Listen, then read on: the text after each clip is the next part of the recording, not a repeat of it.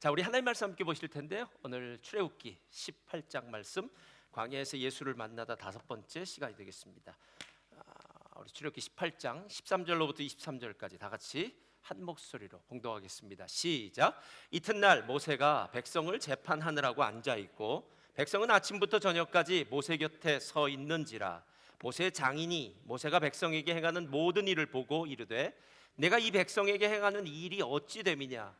어찌하여 내가 홀로 앉아 있고 백성은 아침부터 저녁까지 내 곁에 서 있느냐? 모세가 그의 장인에게 대답하되 백성이 하나님께 물으려고 내게로 오미라. 그들이 이 일이 있으면 내게로 오나니 내가 그 양쪽을 재판하여 하나님의 율례와 법도를 알게 하나이다. 모세의 장인이 그에게 이르되 내가 하는 것이 옳지 못하도다. 너와 또 너와 함께한 이 백성이 필경 기력이 쇠하리니 이 일이 내게 너무 중함이라. 내가 혼자 할 수 없으리라. 이제 내 말을 들으라. 내가 내게 방침을 가르치리니 하나님이 너와 함께 계실지로다.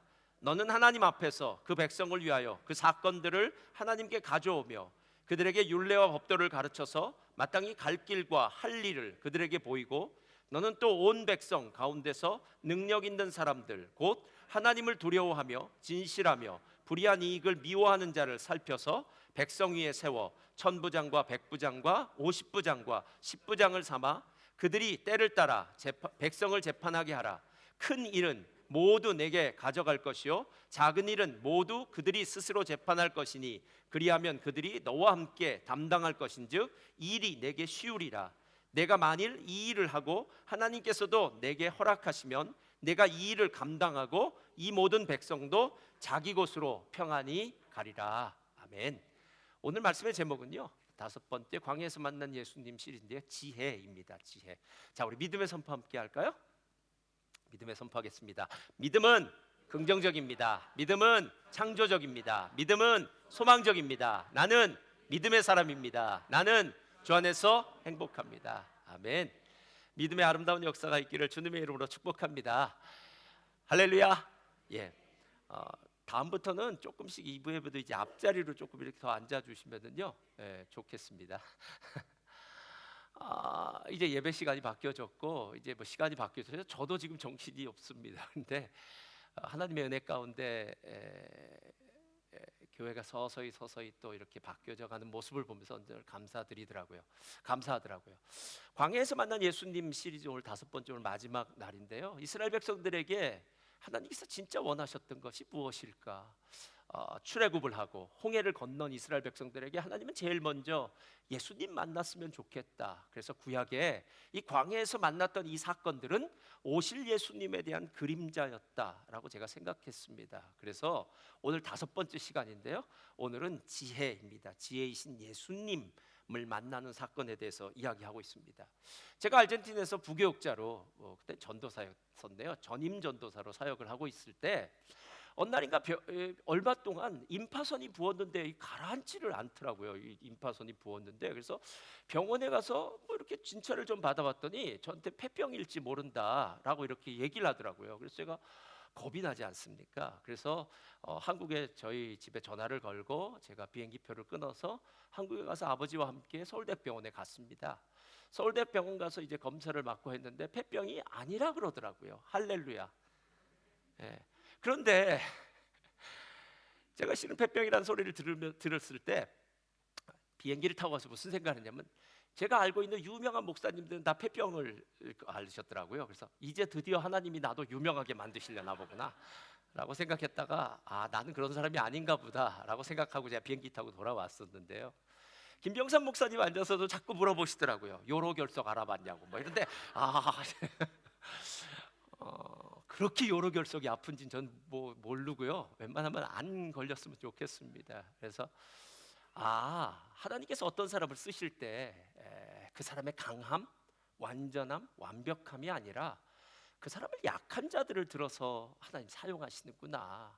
그래서 어떤 완벽하고 완전한 인간, 능력 있는 인간이 하나님의 일을 했다가 아니라 다 부족하고 연약한 사람이 하나님 손에 붙들려서 하나님의 일을 감당했다. 할렐루야. 이게 주의 일 아닐까라는 그런 생각이 들었습니다.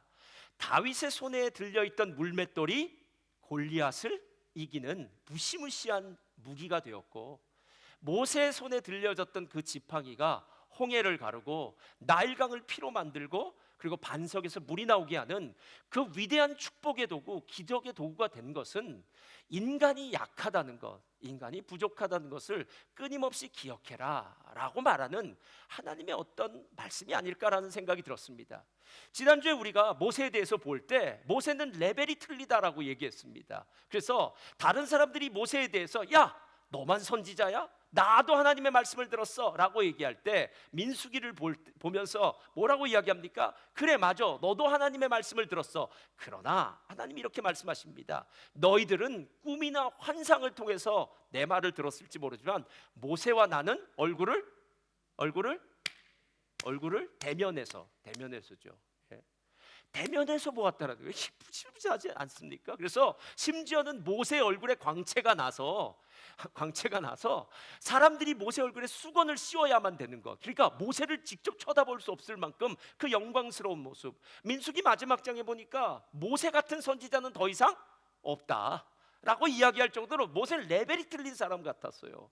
근데 오늘 이 말씀이 왜 나왔을까라고 생각하니까 그 레벨이 틀리다고 이야기하는 그 선지자도 부족한 사람이다, 연약한 사람이다. 그래서 장인인 이드로의 지혜를 받아서 그가 이 조직을 만들고 또 하나님의 뜻을 따라서 이스라엘 백성들을 이끌어갈 수 있었다라고 이야기하는 겁니다. 오늘 우리가 보고 있는 말씀의 시리즈가요, 광야에서 만난 예수님입니다. 그러니까 모세가 하나님을 대면하는 그 완벽함, 다른 어너더 레벨에 있는 사람이라고 할지라도 모세에게도 누가 필요하다? 예수님이 필요하다. 모세에게도 그 예수님의 지혜가 필요하다는 것을 오늘 성경이 가르쳐주고 싶었던 것은 아닐까라는 생각이 들었습니다. 사도 바울은 예수님에 대해서 얘기할 때요, 고린도서 1장 30절에 이렇게 얘기합니다. 다 같이 읽겠습니다. 시작. 너희는 하나님으로부터 나서 그리스도 예수 안에 있고 예수는 하나님으로부터 나와서 우리에게 지혜와 의로움과 거룩함과 구원함이 되었으니. 자, 첫 번째 너희는 이란 말을 모세라고 바꾸면 돼요. 모세는 하나님께로부터 나서 그리스도 예수 안에 있고, 즉 모세는 구원받은 자라는 거예요. 홍해를 건너지 않았습니까? 세례를 받지 않았습니까? 어린 양의 피를 바르지 않았습니까? 그 모든 것이 그리스도 예수 안에 있는 겁니다. 그런데 그 예수 안에 있는 사람들의 특징이 무엇이냐면 예수는 하나님으로부터 나와서 우리에게 지혜와 의로움과 거룩함과 구원함, 예수님이 지혜가 되었다는 거예요. 그러니까 삶의, 그리스도인의 모든 삶의 그 중심에는 지혜이신 예수님이 함께 동행해야 된다. 모세요, 당신의 지혜, 당신의 능력, 당신의 영광 이런 게 아니라 당신에게도 예수 그리스도의 지혜가 필요하다라는 겁니다. 오늘 이야기는 여러분 많이 아실 겁니다. 이드로는 모세의 장인입니다. 모세가 40년 동안은 왕궁에 살았고요, 40년 동안은 양을 치면서 광야에 살았고요, 40년 동안 이스라엘 백성들을 인도하는 지도자였습니다. 40년 동안 광야에 살 때 그는 이드로라는 그 목자죠, 목자 밑에서 그 이드로의 양을 치면서 40년 동안 살았습니다. 근데 모세가 떠나올 때 혼자 떠나왔고요, 그리고 자기 아내인 십보라, 두 아들인 게르솜과 엘리에셀은 아마 장인어른 집에 놔두고 떠났던 것 같아요. 이제 이드로가 이스라엘 백성들이 구원받았다, 광야에 나왔다는 소식을 듣고요, 그 남은 가족들을 데리고 패밀리 리유나이티드, 3년 동안 한국에서 여기서 패밀리가 다 떨어져 살다가 다시 리유나이트한 거죠. 그러니까 다시 뭉쳐져서 이제 구원의 길을 걸어가야 된다. 저는 이 구절을 보면서요, 무슨 생각이 들었냐면은 사도행전 16장에 나와 있는 주 예수를 믿으라, 그리하면 너와 내 집이 구원을 얻으리라. 모세가 이스라엘 백성들도 구원했을지 모르지만 자기 가족도 함께 가나안 땅에 이끌고 들어가는 그 모습이 이야기되어졌다는 거예요. 그 다음에 이드로가 모세로부터 이제 간증을 들어요. 간증 설교는 정말 재밌어요. 그래서 새롭게 하셔서 듣는 겁니다, 매일. 예. 제가 가끔 선교사님들이 오시면요, 이렇게 부탁을 해요. 선교사님, 설교하지 마시고 간증해 주세요. 이렇게 얘기해요. 설교도 좋긴 하지만 선교사님 사역 가운데 어떻게 하나님이 역사하셨는지 우리 성도님들이 그 이야기를 들으면 더 가슴이 뜨거워질 것 같습니다, 이렇게 얘기해요. 그러면 선교사님들이 간증들을 이렇게 해주시는데 그 이야기를 들으면 정말 뜨거워요. 모세가 어떻게 하나님이 이스라엘 백성들을 10가지 재앙, 그리고 홍해를 건너고 지금까지 왔던 이 어마어마한 간증을 하니까 이드로가 들으면서 얼마나 놀랬겠습니까? 하나님을 찬양하고 함께 제사를 드립니다. 거기까지 너무 좋았어요. 근데 그 다음날 아침에 일어나서 이드로가 이렇게 가만히 앉아서 구경을 하고 있는데 모세는 여기 앉아 있고요. 사람들이 이스라엘 백성들이 장정만 60만 그리고 뭐 아이나 여자들까지 다 치면 200만 정도 되는 이 사람 그 숫자가 진짜인지 가짜인지 모르겠는데 하여튼 그 많은 사람들이 모세 앞에 길게 줄을 서서 모세한테 물으러 나왔다는 거예요. 하나님의 뜻이 무엇입니까? 우리 간에 이런 문제가 생기는데 어떻게 이걸 좀 재판해 주십시오. 근데 아침부터 저녁까지 이렇게 길게 줄을 늘어섰다라는 거예요. 그때 이드로가 모세에게 이렇게 얘기해요. 7절, 17절 한번 다 같이 읽어볼까요? 시작. 모세의 장인이 그에게 이르되 내가 하는 것이 자, 우리가 가끔 번데기 앞에서 주름 잡는다는데요. 모세는 하나님을 대면한 사람입니다. 근데 이드로 장인이 지금 뭐라고 얘기하면 너 지금 하는 일 옳지 않아? 이렇게 얘기하는 거예요. 이 마치 우리 부목사님도 아니에요. 전도사님이 와서 목사님이 하시는 일이 옳지 않습니다. 뭐 이렇게 얘기하는 것과 비슷할 정도로 모세라는 언어들 레벨에 있는 이 사람을 향해서 옳지 않다라고 얘기해요. 여기 옳지 않다라는 말은 토부라는 말이 쓰여졌는데요. 여긴 옳다라는 말에는 다른 의미가 세 가지가 더 있어요. 어떤 때는 선하다, 어떤 때는 좋다, 어떤 때는 아름답다라는 말이 쓰여져요. 근데 구약 성경에 창세기에 지금 이 이야기와 똑같이 나온 이야기가 있는데 언제 나왔느냐면 창세기 2장에 아담이 독처하는 것이 하나님이 보시기에 좋았더라? 안 좋았더라? 안 좋았더라 이렇게 얘기해요. 하나님이 보시기에 좋지 않았다라고 얘기할 때 딱 쓰여진 말이에요. 그러니까 지금 뭔가 부족하다는 거예요. 모세는 분명히 훌륭한 사람인 건 오케이, 맞아요. 모세 정말 위대한 지도자입니다. 하나님을 대면한 사람이에요. 그러나 중요한 것은 지금 모세가 못하는 부분이 있더라라는 겁니다. 실제로 제가 결혼 주례를 할 때 이 사람이 독처하는 것이 하나님 보시기에 좋지 않았다라는 이야기를 하면서요.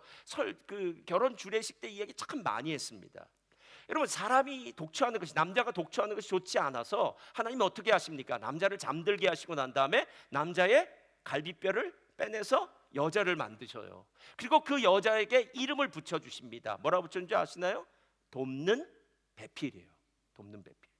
근데 잘 기억하셔야 돼요. 돕는 배필이란 말은 옆에서 허드렛 일이나 빨래하고 설거지하고 이런 돕는 게 아닙니다.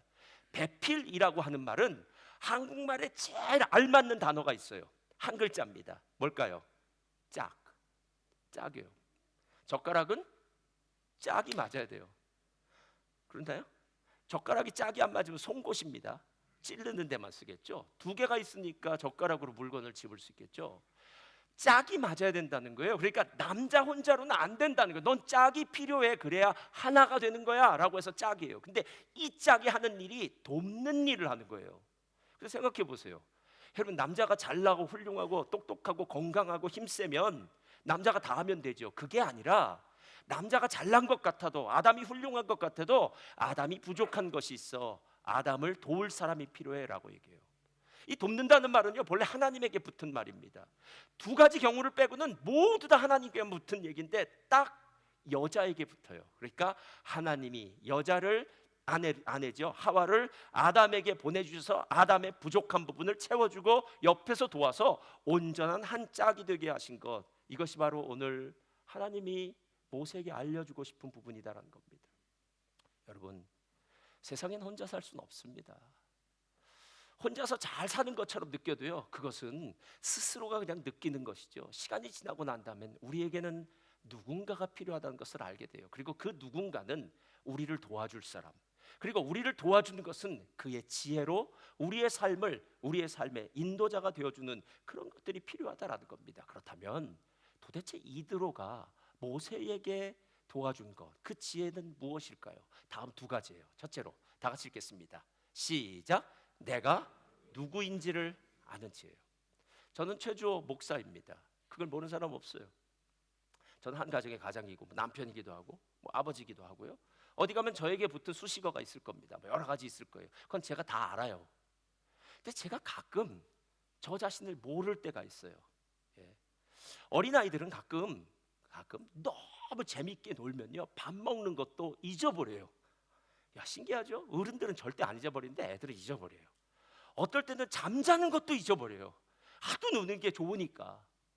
여러분 실제로 우리가 우리 자신을 모를 때가 많다는 거 아십니까?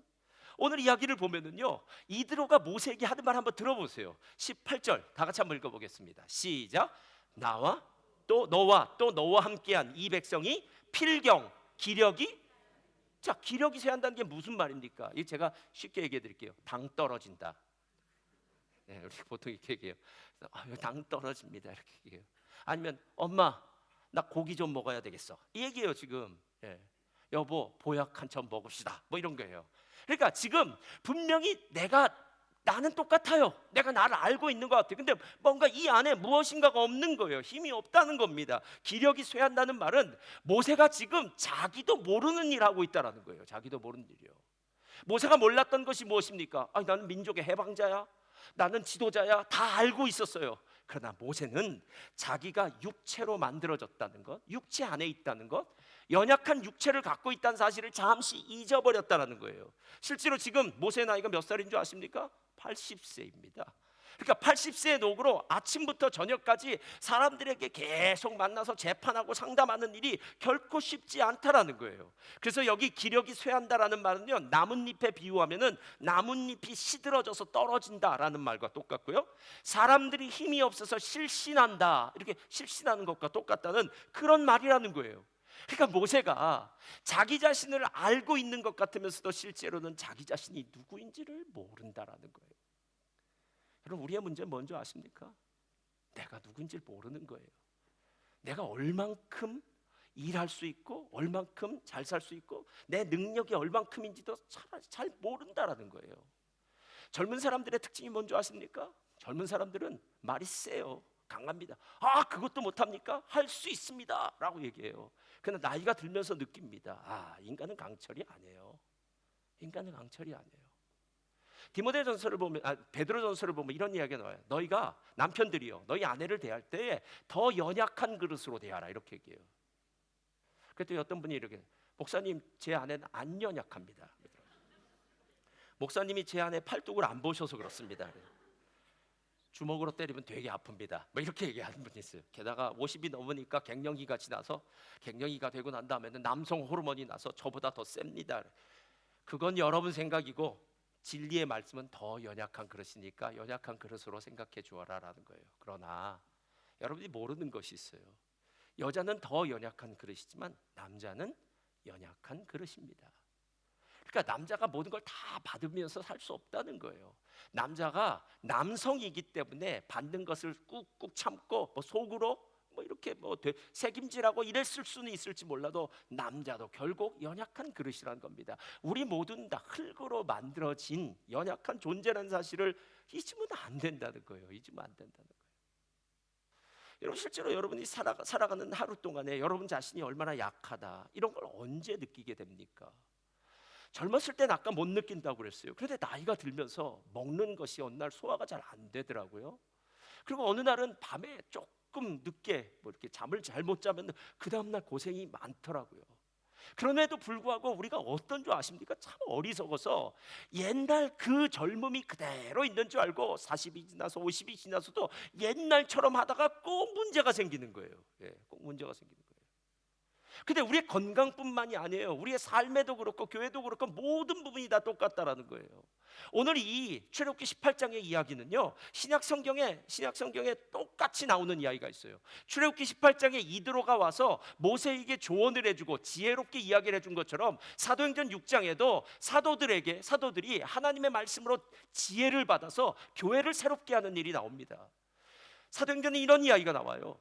초대교회에 문제가 생깁니다. 어떤 문제가 생기냐면 성도가 부흥을 했습니다. 성도가 부흥을 하다 보니까, 예전에 저희 교회는 제가 심어던 교회는 그랬어요. 전라도에서 오신 분들 파하고 호남 향후에, 영남에서 부산 쪽에서 오신 분들 영남 향후에, 이 둘이 쌍벽을 이루기 시작하는 거예요. 그리고 목사님은 고향이 어디냐고 물어요. 서울입니다. 이렇게 얘기하죠.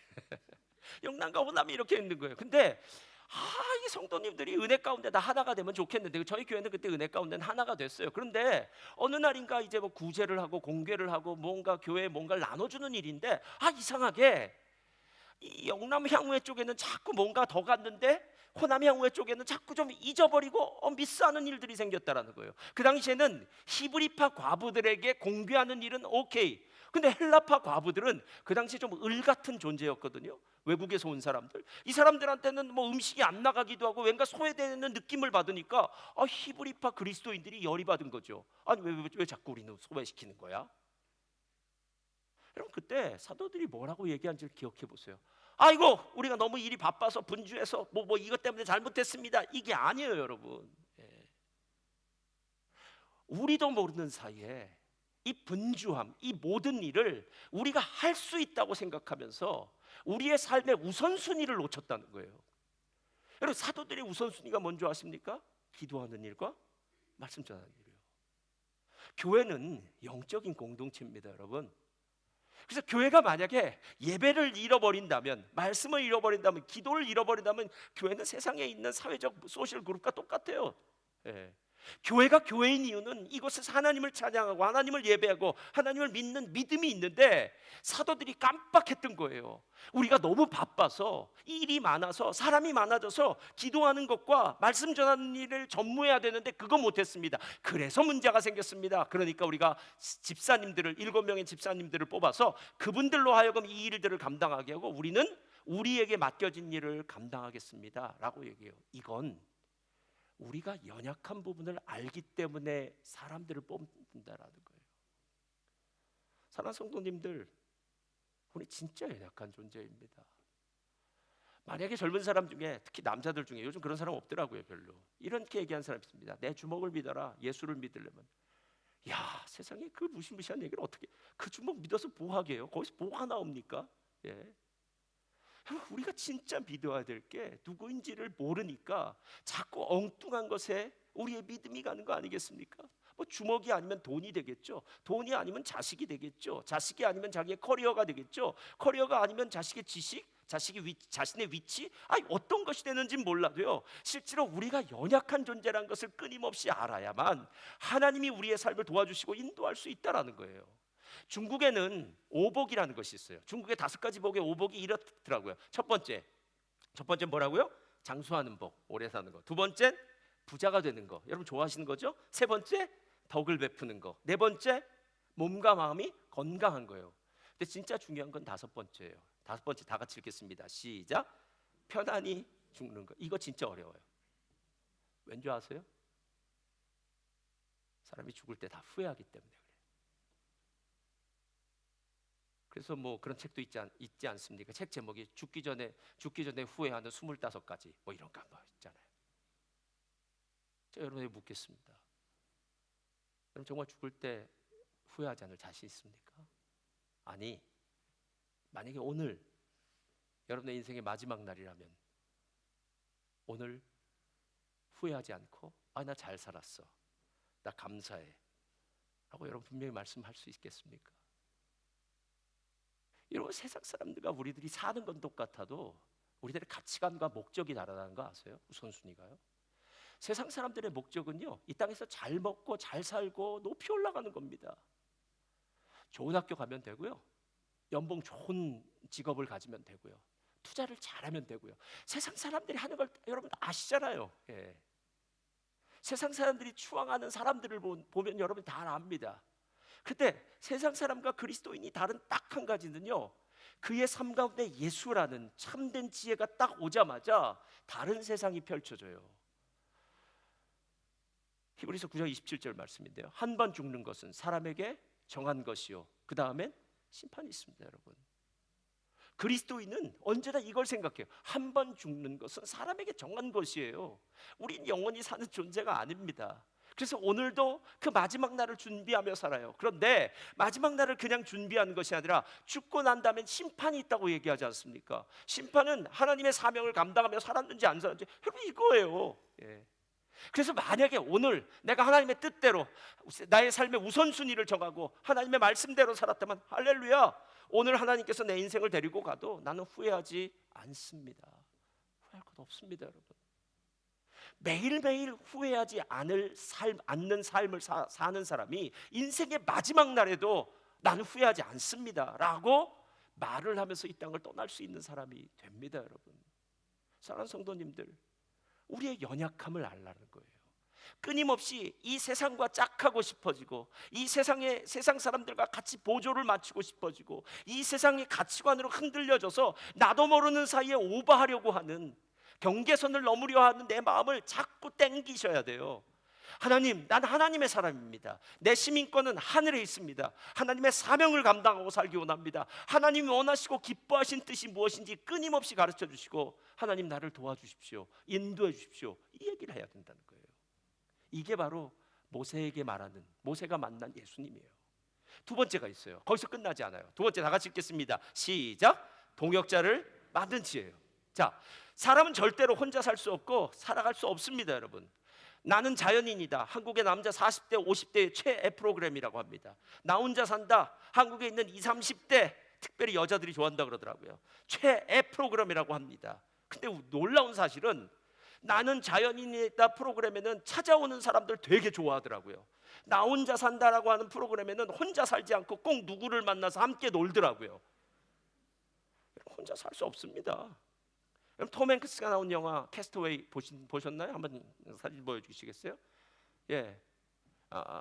지금 그 로빈슨 크루소치 지금 외딴 섬에 떨어졌죠? 예. 저기서 사는 겁니다. 너무너무 외롭습니다. 그래가지고 배구공을 가지고 뭘 만들었죠? 사람을 만들었어요. 그리고 이름을 뭐라고 불렀을까요? 윌슨이라고 불렀습니다. 그리고 대화하는 거예요. 윌슨, 어땠니? 저 배구공이 나중에 그 경매에 들어가서 3억 원에 팔렸다 그러더라고요. 여러분, 우리는 혼자 살 수 없어요. 특별히 하나님의 사명을 감당하는 일을 혼자 살 수 없어요. 아까 남자를 위해서 여자, 그러니까 남편을 위해서 아내를 만들어 주셨듯이 하나님께서 나의 삶 가운데 사명을 감당하기 위해서, 우리 공동체 가운데 사명을 감당하기 위해서 절대로 혼자 보내지 않았다라는 거예요. 제가 어느 날 어느 분에게 셀리더를 얘기했더니 그분이 저한테 이렇게, 목사님 이 사람 붙여주면 셀리더 하겠습니다 그러더라고요. 제가 붙여줬을까요? 안 붙여줬을까요? 붙여줬습니다. 왜냐면 붙여주면 한다는데요. 예. 그렇다고 해서 내년부터 자꾸 붙여달라고 얘기하지 마시고 붙여드려요. 네. 근데 제가 이런 생각이 들어요. 이분에겐 진짜 이분이 필요하구나, 이런 생각이 들었어요. 누군가에게는 정말 필요한 사람이 있을 거 아니에요. 모세를 향해서 이렇게 얘기하는 거예요. 모세요, 당신이 똑똑하다고, 위대하다고, 훌륭하다고, 하나님과 대면한다고 당신 혼자 살 수 있는 거 아니라는 거예요. 당신에게도 동역자가 필요합니다 라고 얘기해요. 제가 누군가에게 조언할 때 제일 많이 인용하는 구절이 잠언서 11장 14절 구절이에요. 이렇게 얘기해요. 다 같이 한번 읽겠습니다. 잠언서 11장 14절. 잠언서 11장 14절. 시작. 지략이 없으면 백성이 망하여도 지략이 많으면 평안을 누리니라. 이게 예전 개역성경이 훨씬 좋은 것 같아요. 개역성경 한번 펴주세요. 다 같이 읽겠습니다. 시작. 도략이 없으면 백성이 망하여도 모사가 많으면, 자, 모사라는 건 여러분 쉬운 말로 얘기하면요, 옆에서 똑똑한 참모입니다. 똑똑한 참모요. 그러니까 남편이 밖에 나가서 문제 일으킬 수 있다는 거예요. 그런데 아내가 똑똑하면 그 문제 다 해결할 수 있습니다, 여러분. 문제는 우리의 삶 가운데 언제나 일어날 수 있어요. 중요한 것은 그 문제를 해결할 수 있는 사람이 없는 거죠. 예. 실제로 우리의 삶 가운데 너무나도 많은 문제 가운데 있는데요, 우리끼리 그 문제 속에서 허덕이고 있는 거예요. 그래서 뭐라고 이야기하면, 도략이 없으면 백성은 망하여도 모사가 많으면 평안을 누리느니라. 이게 다른 구절에는 모사가 많으면 경영이 성립된다 이렇게 얘기해요. 그러니까 여러분들이 내 문제가 있을 때 누구한테 풀어 얘기해야 되지 않겠습니까? 요즘 내가 이게 문제가 있는데 이거 좀 어디 해결할 데 없나요? 이렇게 좀 누가 도와줄 사람 없나요? 이런 조언이 필요하다는 거예요. 오늘 모세에게 필요한 게 무엇입니까? 모세가 내가 훌륭하니까 이드로한테, 나는 하나님을 대면한 사람인데 나한테 무슨 조언을 하냐고, 내가 다 알아서 하겠다고 이렇게 얘기했다면, 모세는 지금 실제로 지금 80세인데요 곧 있으면 가나안 땅에 들어갈 거라고 착각했죠. 근데 실제는 40년 동안 광야에 있었습니다. 만약 모세가 이드로의 조언을 받지 않았다면 한 1, 2년쯤 하다가 번아웃 됐을 거예요. 기력이 다 쇠했을 겁니다.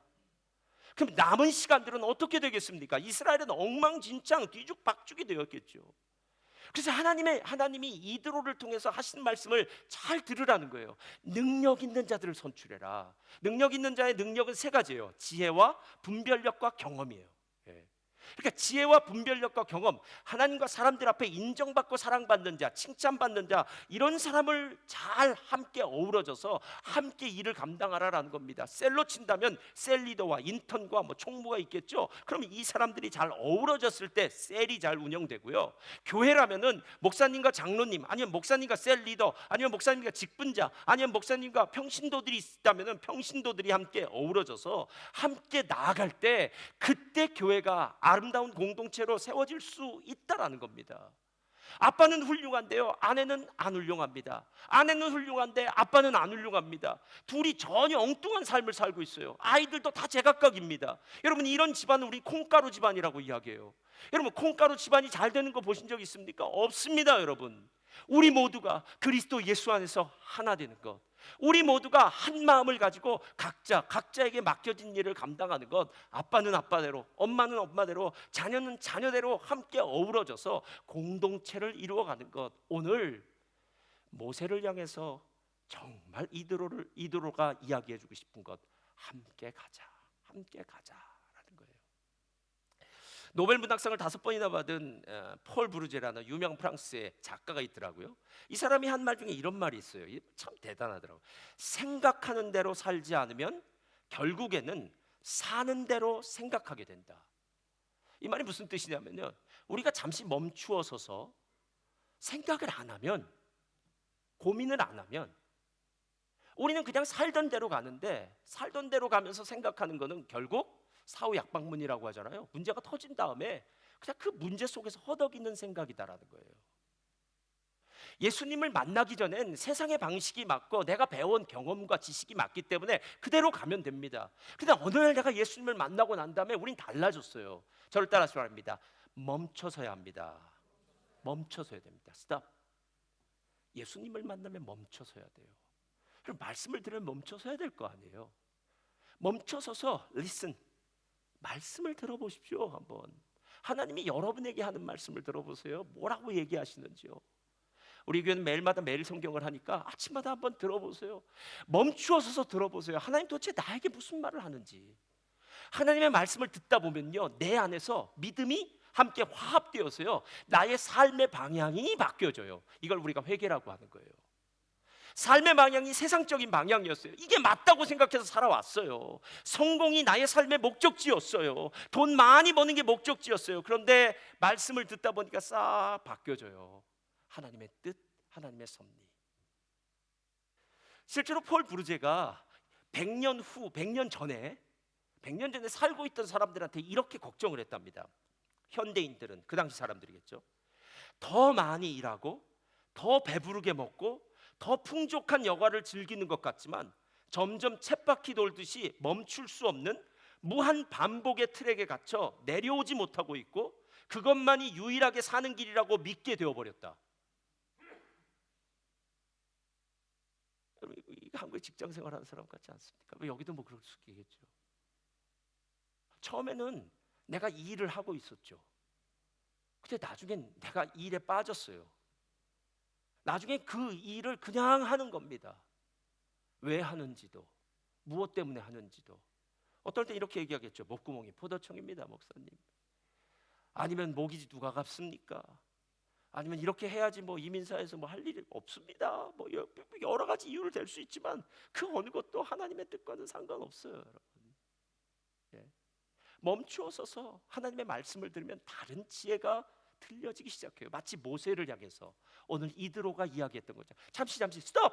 멈춰 서서 내 말 좀 들어봐. 너 이렇게 살다가 큰일 난다. 예? 하루 이틀도 아니고 너는 모르겠지만 40년을 이 일을 해야 돼. 근데 아침부터 저녁까지 무슨 맛집도 아니고, 제가 여의도의 어느 맛집에 가니까 놀랬습니다. 한 블럭 반을 줄 섰더라고요. 그거 언제나 먹을지 저 사람들 근데 서 있더라고요. 아니, 모세가 무슨 맛집도 아닌데 줄 서 있느냐는 거예요. 너도 기력이 쇠하겠지만 너뿐만 아니라 줄 서 있는 저 사람들도 기력이 쇠할 거야. 이거 엉망진창 돼버리고 말아. 아니야. 잠시 멈춰서 봐. 하나님 말씀 들어봐. 모세, 너도 약한 존재야. 하나님의 지혜를 받아봐. 우선순위를 결정해야 돼. 그리고 난 다음에 너를 도와줄 수 있는 동역자들이 필요해 라고 얘기하는 거예요. 우리 자이트 앞으로 나와주시고요. 사랑하는 성도님들, 우리의 삶에 가장 필요한 게 무엇입니까? 저는 자녀를 위해서 기도하라라고 할 때 한 가지 기도 제목밖에 없어요. 하나님, 우리 자녀가 지혜롭게 해주세요. 그냥 지혜는 있을 수 없으니까 지혜로운 사람 만나게 해주세요. 이거예요. 자녀가 결혼 대상자라면 하나님, 지혜로운 배우자 만나게 해주세요. 이거밖에 없습니다. 학생이라면 지혜로운 선생님 만나고 지혜로운 친구를 만나게 해달라고. 왜? 지혜는 선한 영향력이 있어서 그 지혜 옆에 있으면 나도 지혜로워지더라고요. 무엇을 위해서 기도합니까? 오늘 광야 생활에서 정말 필요한 게 무엇입니까? 이민 생활에서 정말 필요한 게 무엇입니까? 저는 하나님의 지혜라고 생각해요. 제가 목회를 20년을, 담임 목회를 20년을 해도 아직까지도 하나님께 똑같이 구하는 것은 하나님 지혜를 주세요. 하나님 지혜를 주세요. 제가 지금 이 문제들을 어떻게 해결하고 풀어갈지 모르겠습니다. 저도 모르는 길을 걷고 있으니까 주님 제 손 붙들고 걸어가 주세요 하는 기도밖에 없더라고요. 우리 오늘 소원이란 찬송 함께 부를 텐데요, 저와 여러분의 인생 가운데 하나님의 지혜를 만나는, 예수님을 만난 놀라운 은혜가 있기를 주님의 이름으로 축원합니다.